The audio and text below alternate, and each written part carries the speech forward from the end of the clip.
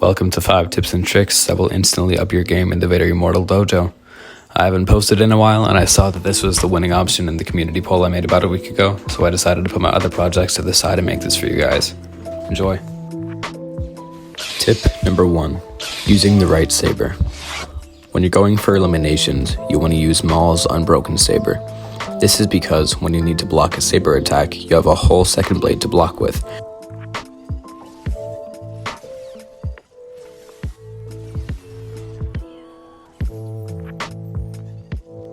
This might as well be an extra tip, but you can use the hilt of Maul's Unbroken Saber to block as well.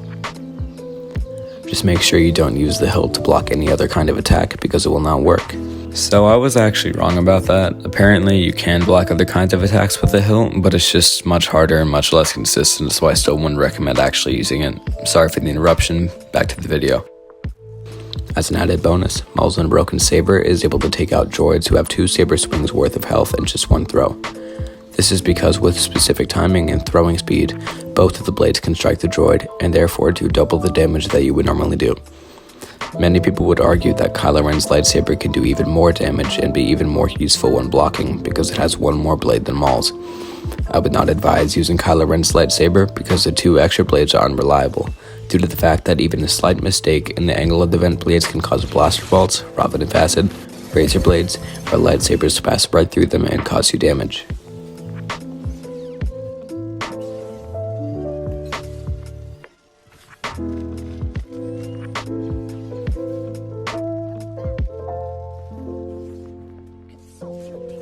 Tip number 2. Time your force grip. Timing your force grip is essential in saving time and minimizing your chance of getting damaged. As you can see here, I'm using the force to grab the sentinels and the droids with the purple blades when they are in between the start of their swing and their attack's impact on you. If you grab precisely, you will not have to waste time waiting for them to give into your force grip as they're under your control instantly. It is worth mentioning that this timing only works for unarmored sentinels and the droids with purple blades. For reference, this is an unarmored sentinel versus an armored sentinel. This is a huge help when you're going for eliminations on unleashed levels or simply trying to obtain all 3 Imperial accommodations for a level. Tip number 3. Throwing objects. If you see a nearby high-level droid and there's not much else going on around you, you can turn off your lightsaber and throw it at the droid. It might take more than one attempt depending on how much health the droid has, but either way, it will eventually stun the droid and allow you to use the force on it and move it without any resistance. Of course, you can also use training remotes for this instead of your lightsaber if you intend on eliminating the droid with the force and other enemies with your lightsaber at the same time.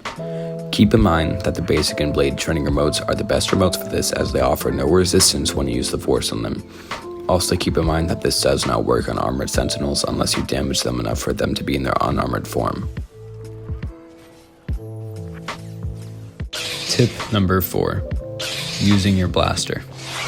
Like many, you may believe that the 2 best weapons in the dojo are your lightsaber and the force, but would you believe me if I told you the blaster was more overpowered than either of these? The E11 blaster rifle is a powerful weapon that can be fired in rapid succession.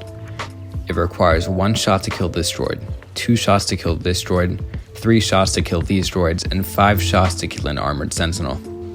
The reason this blaster is more effective than any lightsaber is because of how fast you can eliminate any kind of enemy, as you can fire off over 10 rounds in the time it takes for a thrown lightsaber to hit its target and return back to you. While it may take many seconds to eliminate, for example, an armored sentinel from long distance with the lightsaber, it can take less than 2 seconds to do the same with the E11 blaster. The only downside is the difficulty of aiming the blaster effectively, being that you must be extremely fine-tuned with this weapon to utilize its firepower. I would not consider its ammo capacity of 30 rounds to be a downside because abundances of stormtroopers, who of course drop blasters, spawn in the vast majority of levels. This means it is rare for you to not have blasters available when needed. Now on to our 5th and final tip.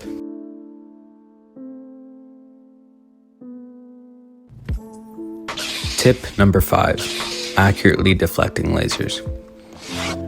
Learning to accurately deflect lasers is a major benefit in any level as it allows you to deal out damage onto multiple opponents that stems from just one.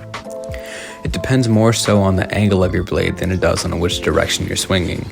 If you deflect a laser at an angle that's at least moderately correct, the game will automatically direct the deflected laser toward the enemy that you angled your blade to hit.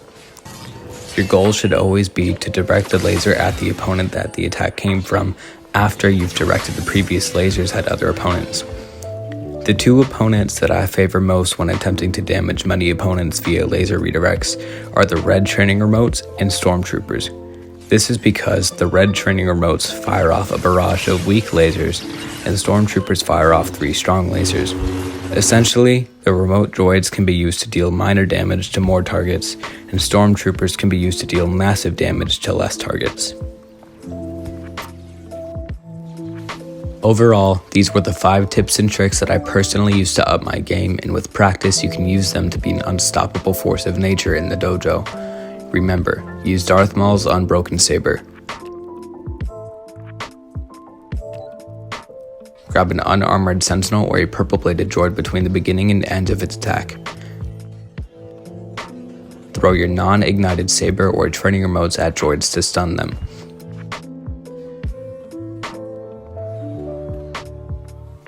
Practice utilizing a blaster. And practice accurately redirecting lasers. I put a lot of work into this video, so I hope you enjoyed it. Please do me a favor and spend even just a few seconds of your time to tell me what you want to see next in the comment section. Have a nice day or night, and I'll see you in the next video.